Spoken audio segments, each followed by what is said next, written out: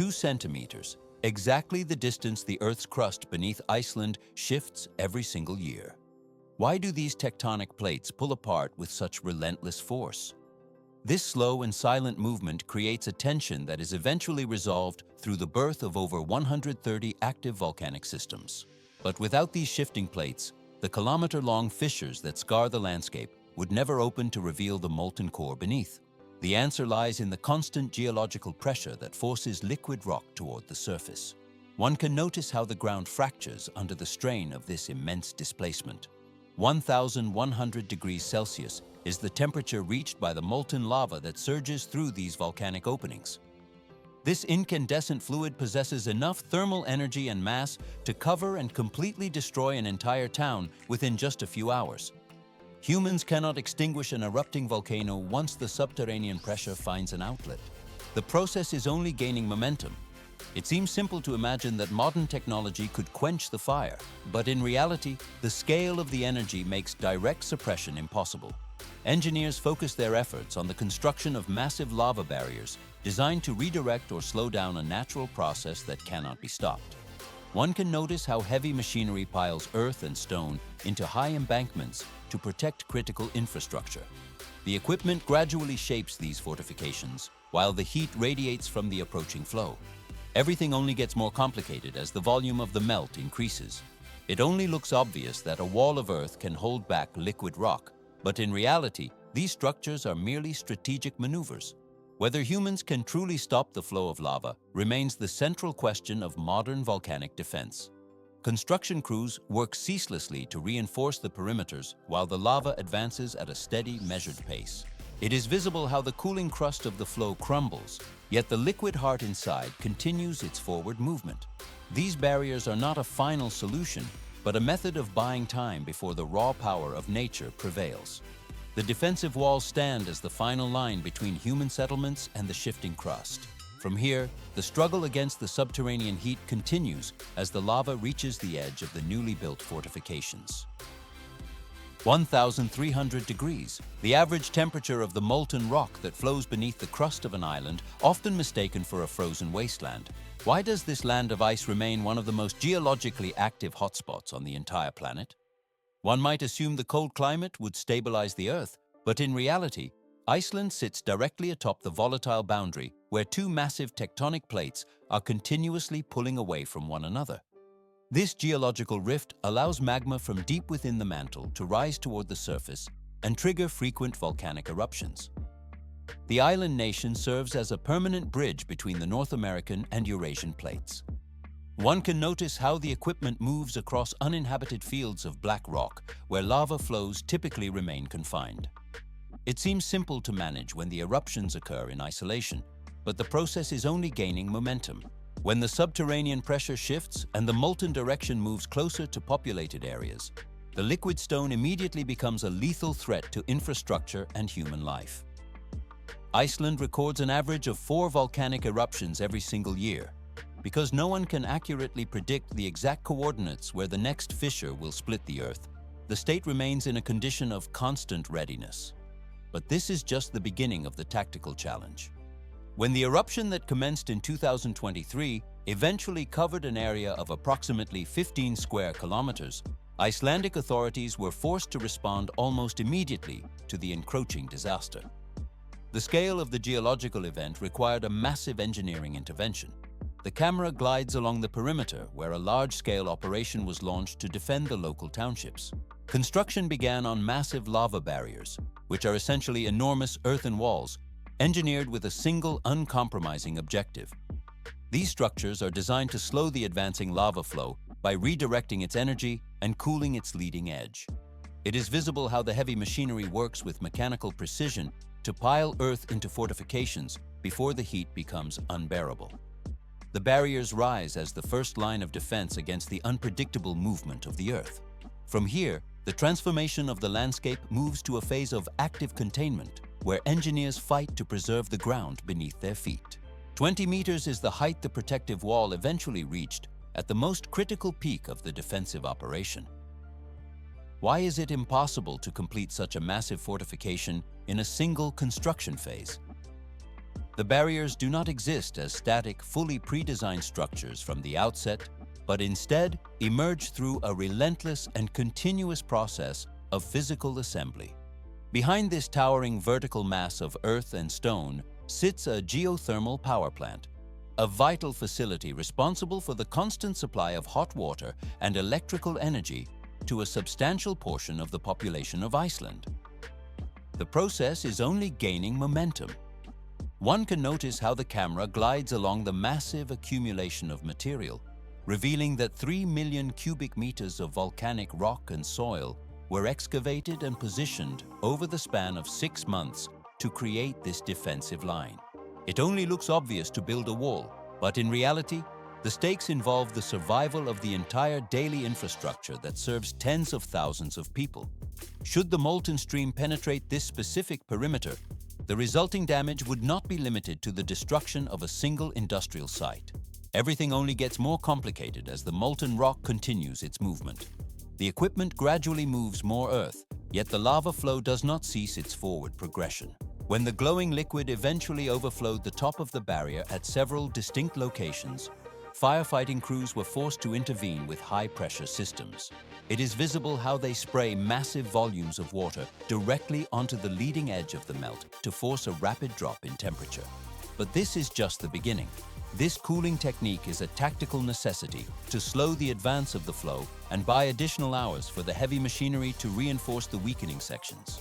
The massive wall of rock remains the only shield between the volcanic eruption and the vital energy heart of the region. The material continues to be piled higher as the construction crews react to every change in the environment. The defensive perimeter stands as a temporary victory of engineering over the liquid stone, transitioning into a state of constant maintenance and observation. 1 meter is the average height added to a lava barrier during each stage of its continuous elevation. Why do engineers prioritize height over the complex structural reinforcements found in standard hydraulic dams? It seems simple to just pile earth in the path of a disaster, but the physics of molten rock dictate a completely different engineering approach than those used for water management. While water finds the smallest fissure to seep through a foundation, lava behaves as a high-viscosity fluid that is primarily governed by the topography of the terrain and its own internal friction. Construction proceeds as a series of massive earthen embankments built up in deliberate horizontal layers.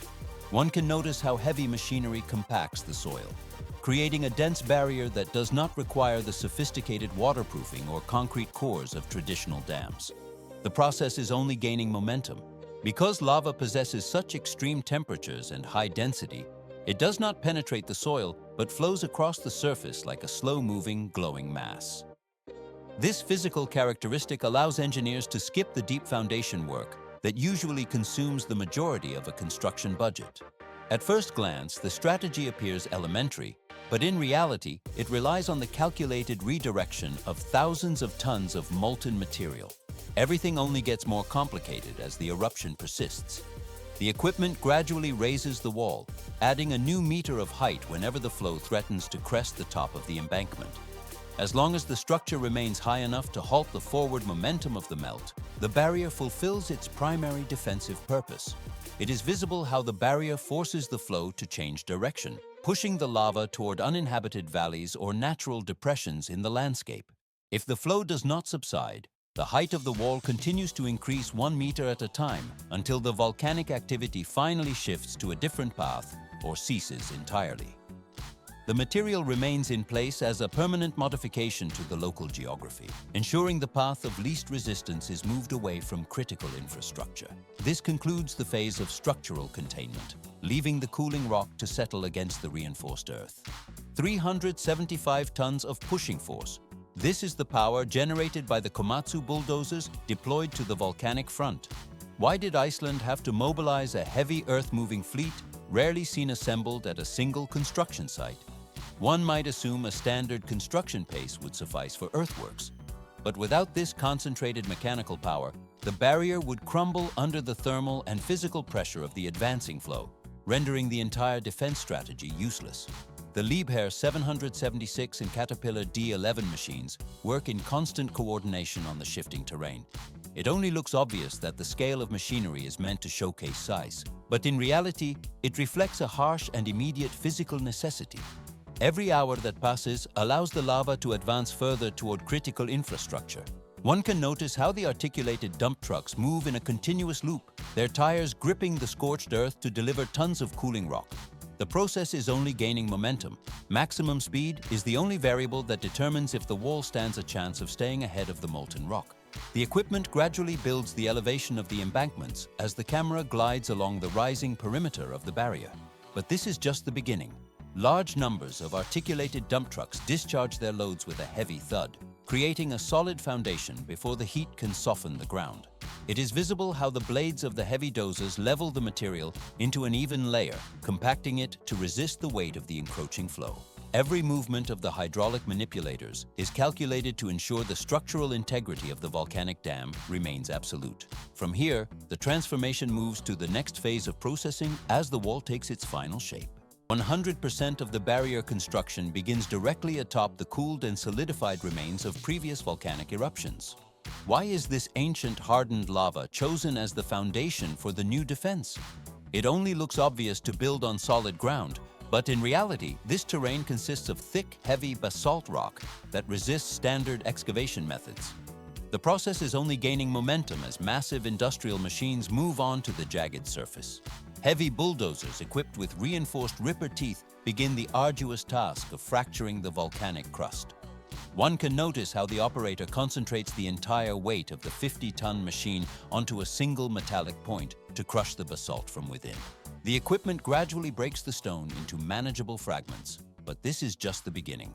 Bulldozers maneuver across the site to push the fractured rock into high, concentrated piles. It is visible how hydraulic excavators then lift these basalt pieces into the beds of heavy-duty trucks that maintain a continuous transport cycle to the wall construction site. Everything only gets more complicated as the logistics must remain synchronized. At the designated fortification zone, the old lava is dumped and meticulously compacted layer by layer. One can notice the slow, rhythmic movement of the compactors as they press the material into a dense mass. Each meter of height is calculated in advance with engineering precision to ensure structural integrity against future thermal loads. It seems simple to move earth, but in reality, this design transforms the very substance that once destroyed infrastructure into the primary material for the protective barrier. The repurposed basalt creates a massive physical obstruction that forces new lava flows to lose their kinetic energy, slow their advance, and change their original direction. The material is successfully integrated into the structure, completing this phase of the defensive perimeter. 1,000 degrees or higher is the temperature at which the liquid rock moves across the Icelandic landscape. Why do the inhabitants of this island react with such calculated composure when faced with a geological threat? It only looks obvious that a society would retreat in total chaos from a natural disaster. But in reality, the local population has developed a culture of acceptance and adaptation over many centuries. This mental shift allows for a structured response rather than uncoordinated panic when the earth opens. Lava possesses neither a strategy nor a specific intent as it emerges from the crust. It simply obeys the laws of physics, flowing downward under the relentless force of gravity to fill the lowest points of the local terrain. The camera glides along the edge of the advancing front, where the molten mass consumes everything in its path with mechanical indifference. Roads are buried, power infrastructure is severed, and residential areas are erased by the advancing heat. Many locations are forced to be abandoned entirely once the thick, glowing rock moves through a district. It does not end at this stage. One can notice how the landscape is permanently altered, replaced by a cooling crust of black basalt. The people of Iceland do not choose the path of panic or attempt the impossible task of total control over the volcanic eruption. Instead, they focus on adapting their lives to the rhythm of the geological activity. At certain specific moments, the intense thermal energy radiating from the lava flows is even utilized to cook food for the community. This is not a reckless flirtation with extreme danger, but rather an everyday gesture that reflects a deep generational familiarity with a land where volcanoes are always present. everything only gets more complicated as the flows expand. This calm behavior characterizes a society that has learned to exist alongside active volcanoes for over 1,000 years. There is a clear understanding of the physical limits of modern technology when faced with a tectonic event. Engineers focus their efforts on protecting what matters most by constructing massive earthen walls and cooling barriers. These structures are not permanent solutions, but they function to provide the necessary time for evacuation and the movement of critical assets. The equipment gradually moves tons of earth to redirect the flow, yet the residents remain aware of the temporary nature of these defenses. The process is only gaining momentum as new fissures open in the distance. This acceptance of the inevitable allows for a more efficient and focused protection of human life and vital systems within the window of time that the barriers are able to provide. The molten stream goes further along the production chain of the landscape, settling into new forms as the heat dissipates into the atmosphere. 60 hours is often the maximum window of time available to engineers before a molten front reaches critical infrastructure. Why do defensive structures fail when the threat is only a few dozen hours away? Constructing a massive earthen wall in such a tight time frame becomes a physical impossibility due to the sheer volume of material required. But without these barriers, the path to populated areas remains entirely unobstructed. Earthen walls only look obvious as a solution until geological reality shifts. The volcanic eruption of 2024 at Reiki and Ease demonstrated this vulnerability with mechanical precision. Lava did not merely accumulate against the barriers, but bypassed them entirely by opening new fissures in the earth behind the defenses. One can notice how the molten rock also exploited paved road surfaces, where the lack of friction allowed the flow to slide across the asphalt and breach the structures with ease. Emergency situations occasionally force a transition to the next level of intervention.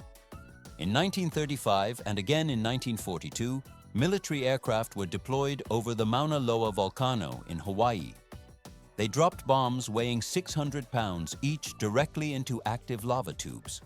The objective was the surgical disruption of the subterranean flow structure, intending to force the liquid rock to spill out at the site of the explosion.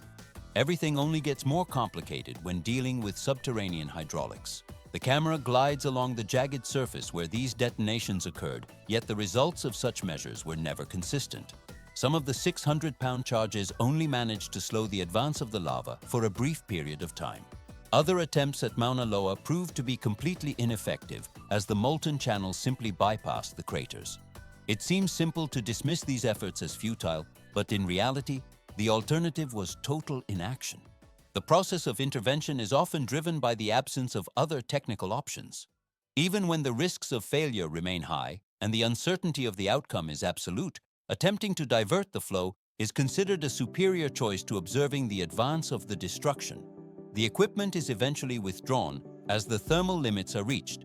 This marks the conclusion of the active defense phase, where the focus shifts from prevention to observation of the inevitable geological forces. Under such conditions, the technical struggle against the melt reaches a quiet, terminal state. 1973 marks the year of the historic Heimaey eruption in Iceland, where humanity attempted a direct intervention against the advancing front of the Eldfell volcano. Why would anyone believe that mere water could halt the progression of molten rock? It seems simple to assume the power of nature is absolute, but in reality, strategic cooling can manipulate the fluid dynamics of a disaster. By utilizing high-pressure pumps, rescue teams sprayed massive volumes of cold seawater directly onto the glowing periphery of the lava. The process is only gaining momentum once the water makes contact with the heat. One can notice how the liquid immediately turns into dense plumes of white steam as it absorbs the thermal energy of the basalt. This intensive cooling causes the surface of the flow to solidify with a characteristic crack, creating a hardened crust that acts as a structural dam. It gets more complex further on. As the upper layer thickens, the molten material behind the barrier is unable to break through the newly formed stone wall. The equipment gradually directs the stream of water to vulnerable points, and one can notice how the lava begins to stall and thicken under the constant bombardment of seawater. Therefore, the liquid stone is forced to deviate from its original path toward the harbor, seeking the path of least resistance elsewhere. Although these methods cannot extinguish the volcanic source itself, they prove that humans can successfully redirect the movement of heat to protect critical infrastructure.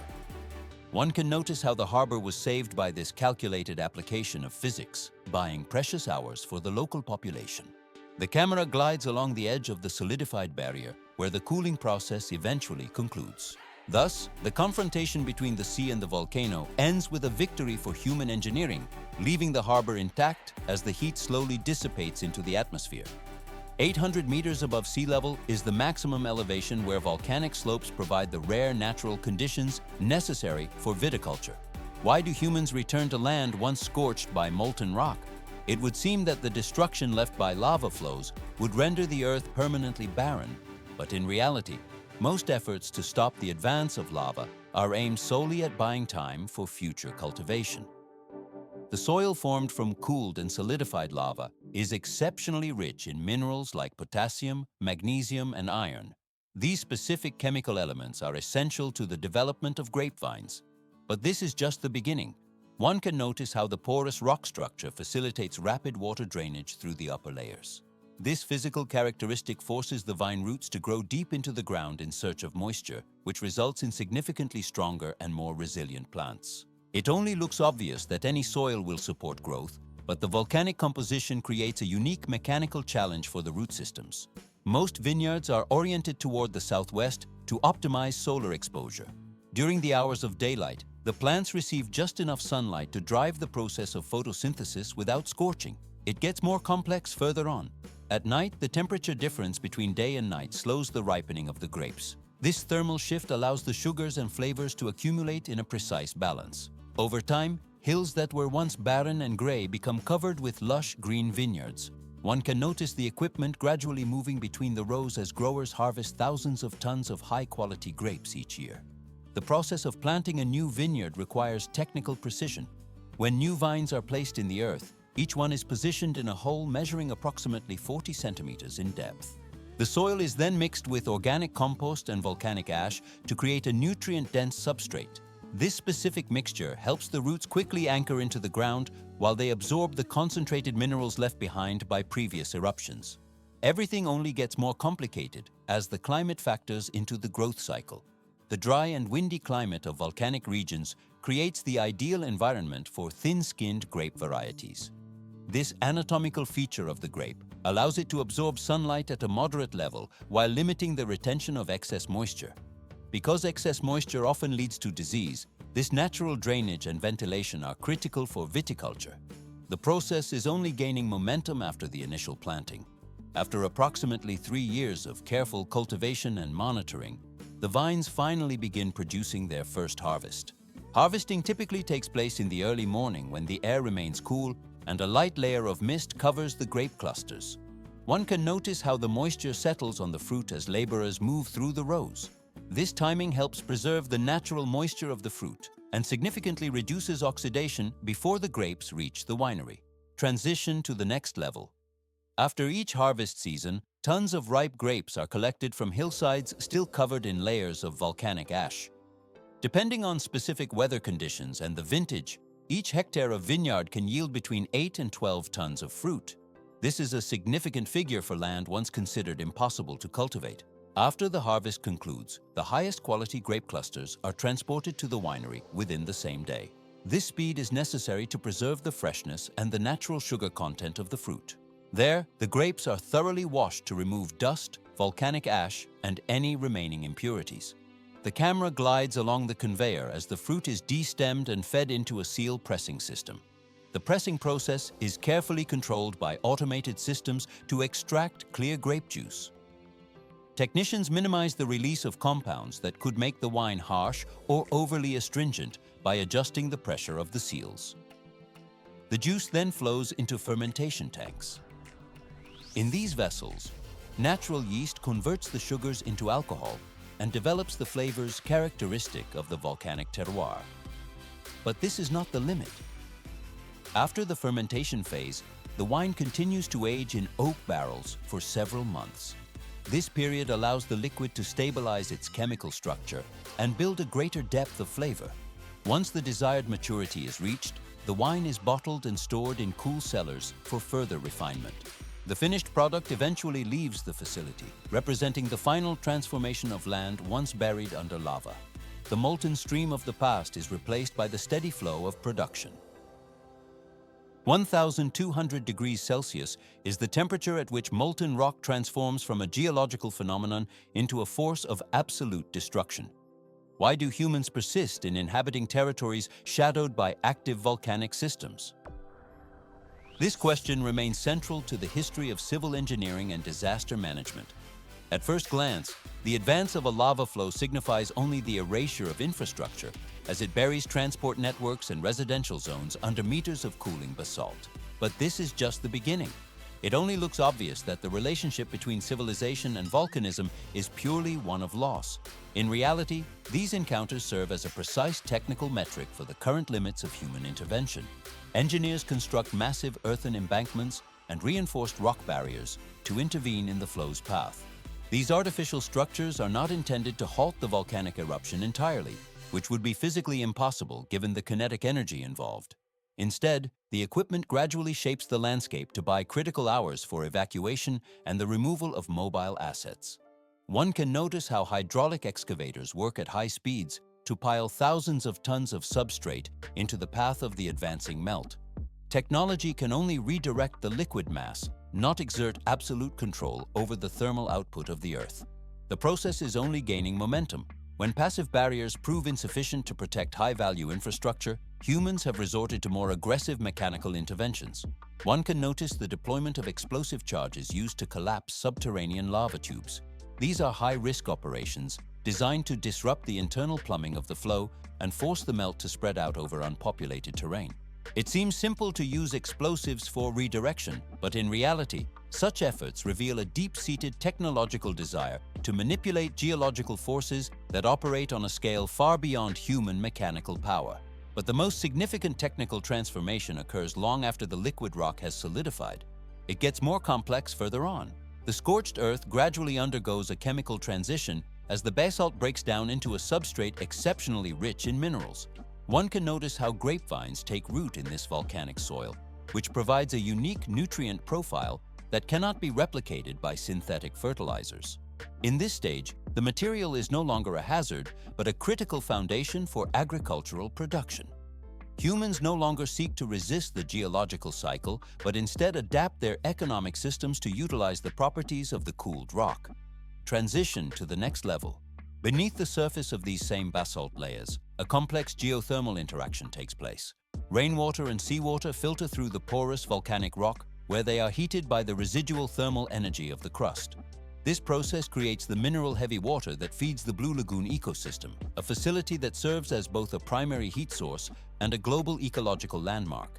It is visible how the cooling metal from ancient eruptions now sustains a unique hydrothermal environment.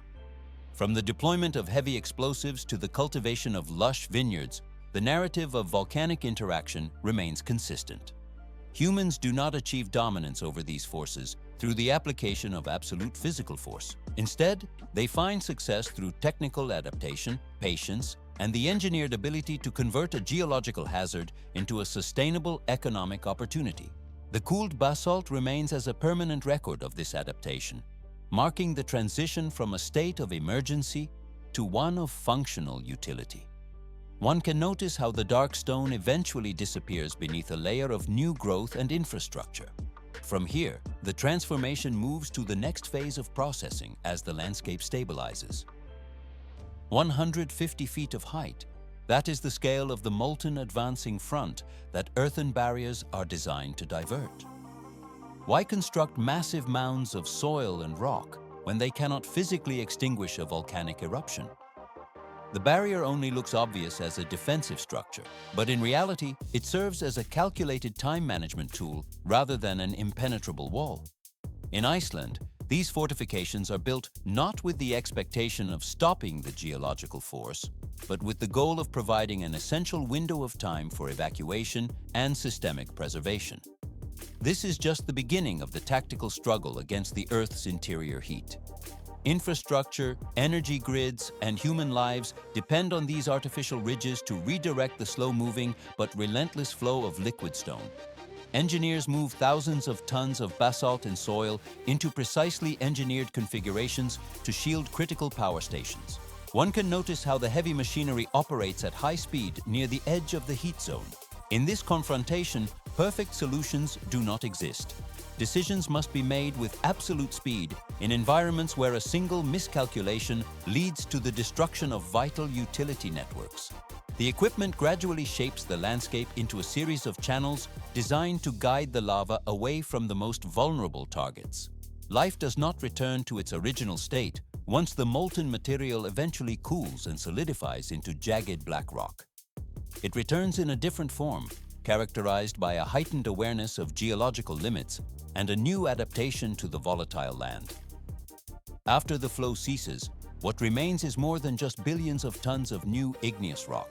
It is a collection of technical lessons regarding the physical coexistence between modern civilization and the raw forces of the mantle. The process of rebuilding is only gaining momentum once the temperature of the ground finally stabilizes.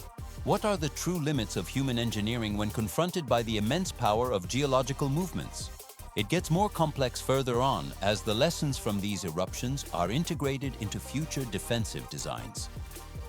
The camera glides along the new ridges of stone that now define the horizon, marking the boundary of the most recent event. From here, the transformation moves to the next phase of observation and structural reinforcement without haste. Thus ends one of the key stages of understanding how technology interfaces with the planet's extreme phenomena.